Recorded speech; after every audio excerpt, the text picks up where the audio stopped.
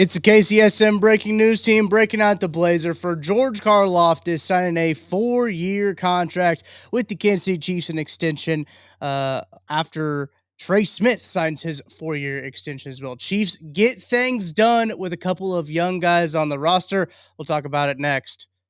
Oops, wrong bumper.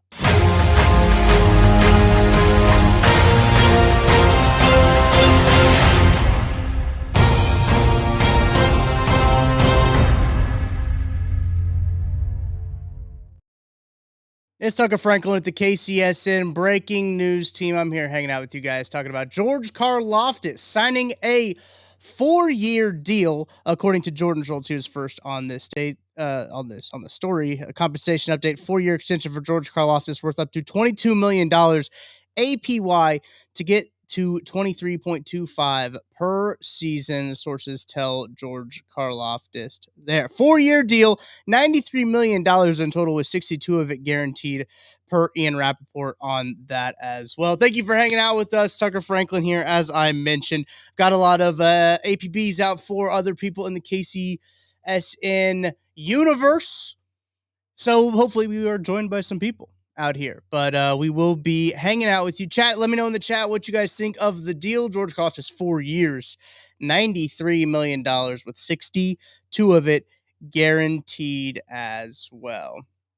Yeah, thank you to everyone hanging out with us here. We do have another member of the KCSN hopping in. I want to see what you guys have to say in the chat, though, as well. Appreciate you guys hanging out with us. As you know us here at KCSN. We're all over the breaking news, and another guy who is all over everything is Maddie Lane. Maddie Lane joining me here on the KCSN Breaking News. Man, I want to know what you were doing when you found out that George Karlaftis signed a contract on a Sunday afternoon. Yeah. So this weekend we are kind of cleaning out the entire house. We're, throwing all the stuff around to take it to the dump tomorrow. And so I'm sitting there, I was loading up stuff out of the laundry room, the mud room. And then I was like, I'm going to go make myself a nice little protein shake. I'm kind of hungry. It's about that time. So I'm in there, I'm working the blender, and then I look down and boom, Ricky once again is correct. And George Karlaftis is just checking in, signing a deal in the middle of the day on a Sunday here in late July. I mean, what a time. What a time. Shout out to Ricky, by the way. I haven't gotten into that on the pod on this this year Breaking News Team yet. Shout out to Ricky, because he was kind of all over this, of just saying like, hey, now that Trey Smith's done, George is actually the next guy that they're trying to get done. White boy summer is what he said. He did call it a white boy summer. Is he wrong? TJ Watt just gets a bag.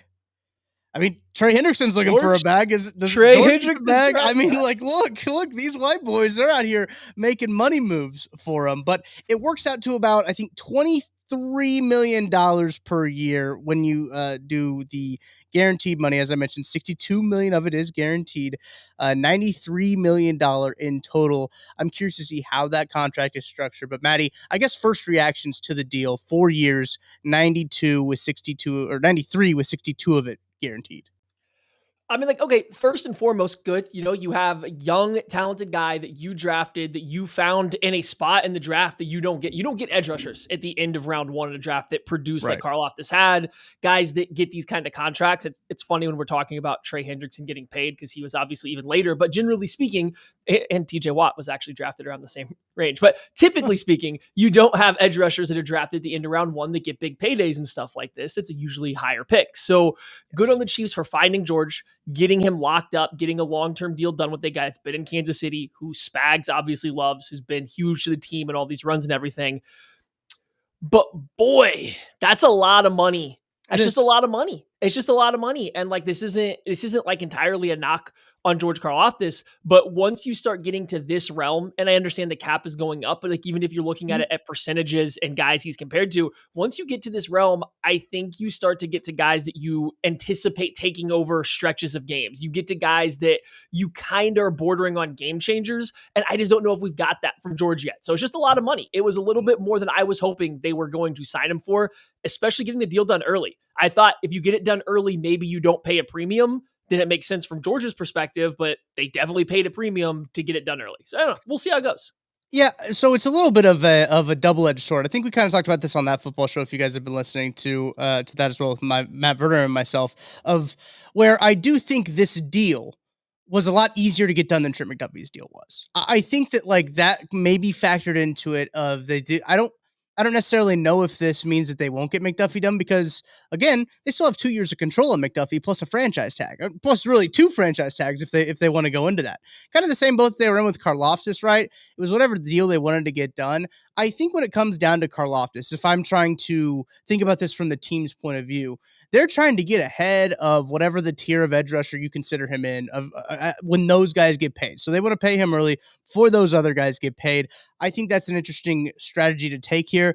But Maddie, I want to kind of compare it to like value of other contracts, right? Because I just went to Spot Track, I pulled up other contracts. I was like, where does this fall? Like, where does George Yeah. Karlaftis total money deal fall? He's 90 to 93 million.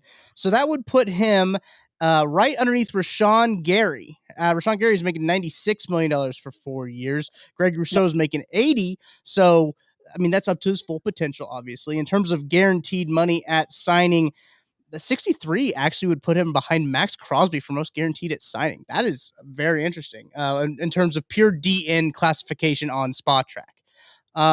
In terms of average salary, I think we said it worked out to about 23 ish. That would put him behind Rashawn Gary and ahead of Leonard Williams in terms of average salary. That's about 2, 4, 6, ninth in terms of average salary with defensive ends. As I'm quickly looking through here at Spot Track, they obviously Yeah. don't have his contract in there yet. We're just slotting these things in here just to give you guys an idea of where that contract falls within the defensive end market.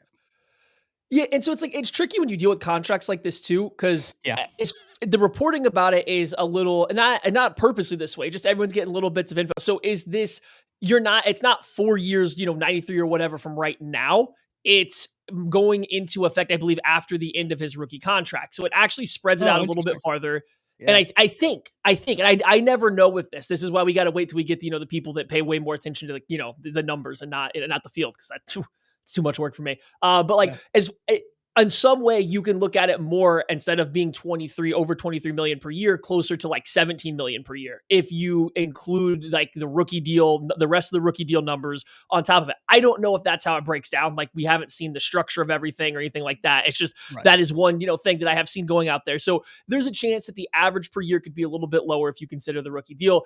That doesn't matter as much to me. At the end of the day, you were signing the contract based on the numbers that you just got, and whether that takes effect now or later, it is. I mean, you're looking at paying him like a top 10 defensive end in the Mhm. NFL. And like I know earlier this offseason on the lab, we ranked some defensive ends. It was Craig Stout and I, and neither one of us were particularly tempted to put George Karlaftis particularly close to the top 10. Not that he was a bad player, just he wasn't even in like contention for our top 10 spots. That's why I come out of it saying this is a little bit of money when you're already going to be paying a center, a guard, a D tackle, probably a quarterback in the next year or two, probably a cornerback in the next year or two, top of the market money. It seemed like it was a little lofty to think that they were going to also go top 10 ish money to a defensive end.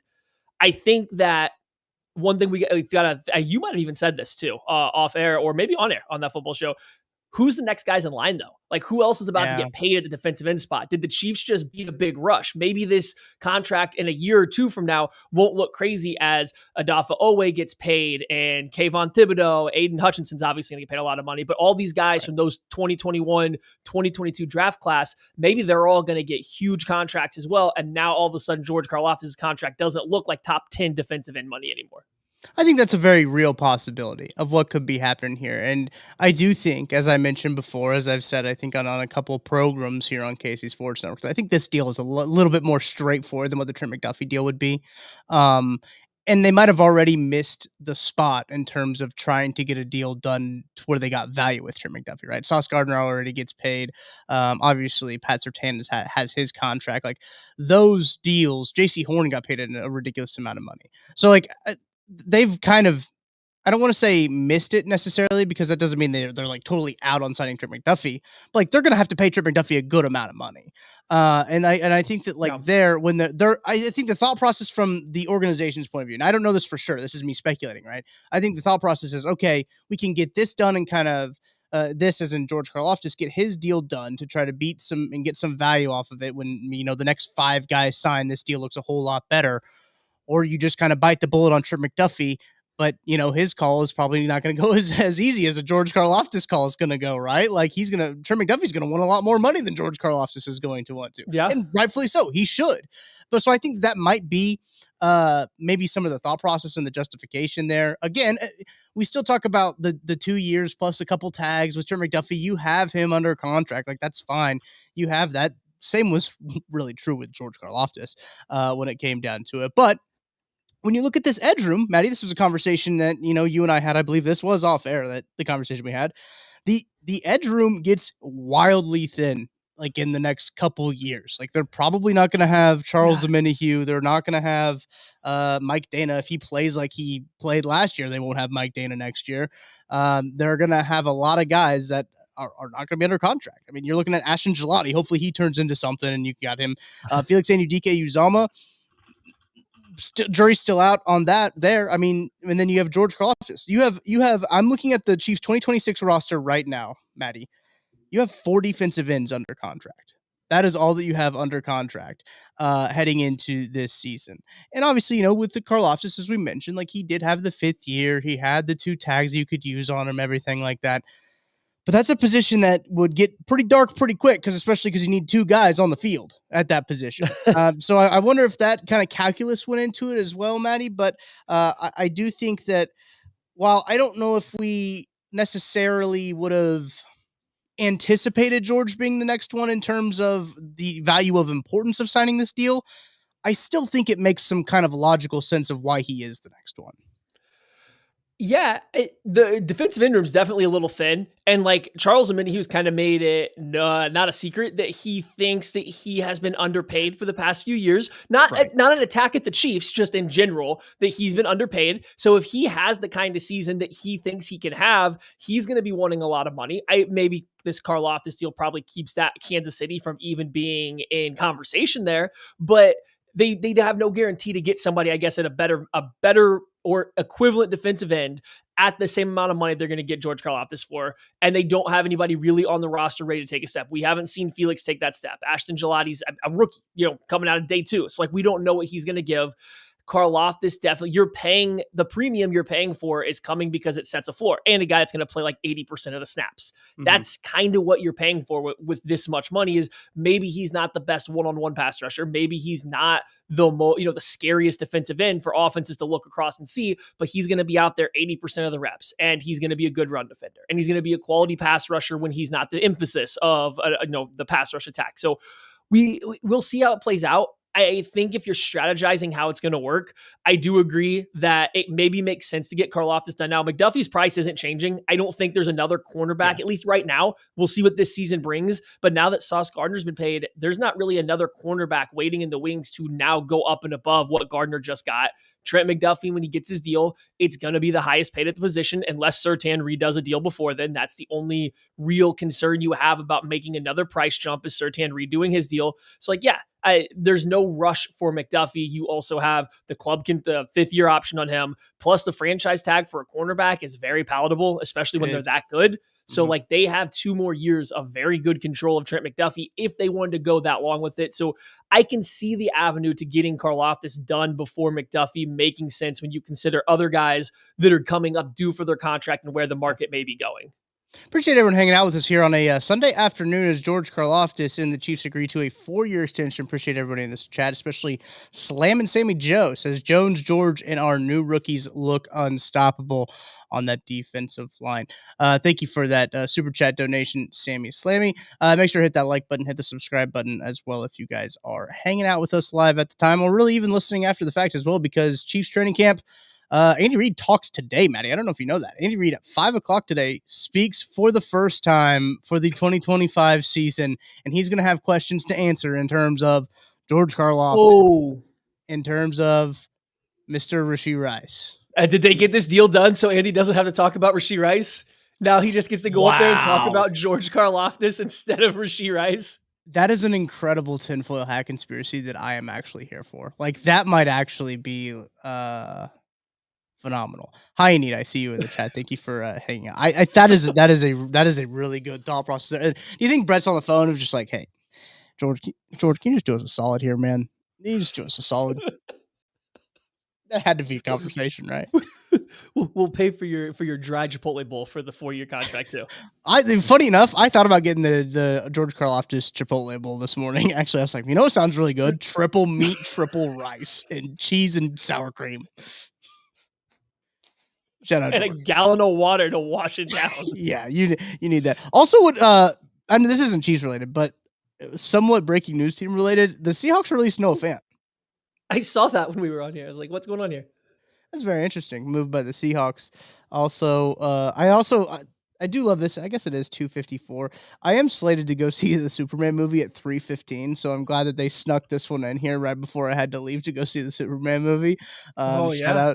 Shout out to them. Heard it's a great film. I don't know if you've seen Hmm. anything or have any interest in seeing it, but I heard it's a good movie. I said, Um, just but yeah, remain skeptical. DC's, they're not done a great job. I think that's fair. I think it's very fair. Let me know in the chat Like, if anyone has seen the Superman movie. I'm curious. I'm excited to go see it. 3:15 is my showtime. We'll see if I make it.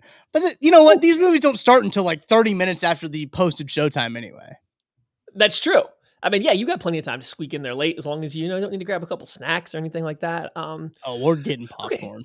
We're getting Big popcorn. popcorn, you big popcorn guy? Yeah, I got to get the popcorn and the soda, and then so I'm an AMC A-list member as well. So I mean, I Of get the free course. refills. Yeah. So yeah, we get our money's How worth of popcorn. how far into the movie is the popcorn gone? Are you eating it all movie, or is it No, going, like, the first 10 minutes? we eat it during the previews and then get a refill before the movie starts. Okay, okay, okay, okay. Yeah.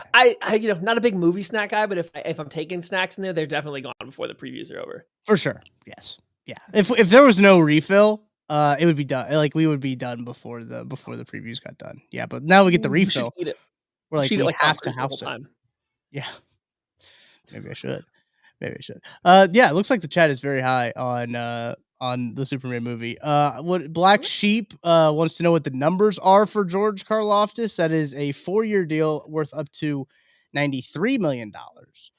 62 of it is guaranteed. So we'll see how that is structured. If this is a 4-year extension on the already 5th year that he has, because they did pick up his 5th year Yeah. option. We'll see how that goes. I believe somebody in the chat, forgive me, I can't remember who it was, said that Diana Rossini said this runs through 2030. So She did. She that said the would deal will keep him in Kansas City through 2030, but doing I mean, I guess that would mean the 5th year option, yeah, that's coming into effect after the 2026 season, which would be the 5th year option. That'd be 2 more years on his current deal, which would be what, 15 million for next 2026 on the 5th year option. And yeah, then this new extension would kick in. Obviously, you're going to spread some of that money out. So if that's the case, that makes your average, I get average per year doesn't make or break a contract good or bad, but right. getting to spread that out over a couple more years is never a bad thing. So I mean, yeah, I guess we'll see how that breaks out. That could make it look a lot better than the numbers do, I think, on the surface. Yeah, I think so too. We'll see how this all pans out. And like, look, we probably won't know the structure of this contract until like tomorrow or even into Tuesday, because like it took a while for us to know the structure of Trey Smith's contract, right? When that Yeah. was left out there. Um, Last thing here, we'll get some final thoughts on this because as I mentioned, I gotta go see Superman.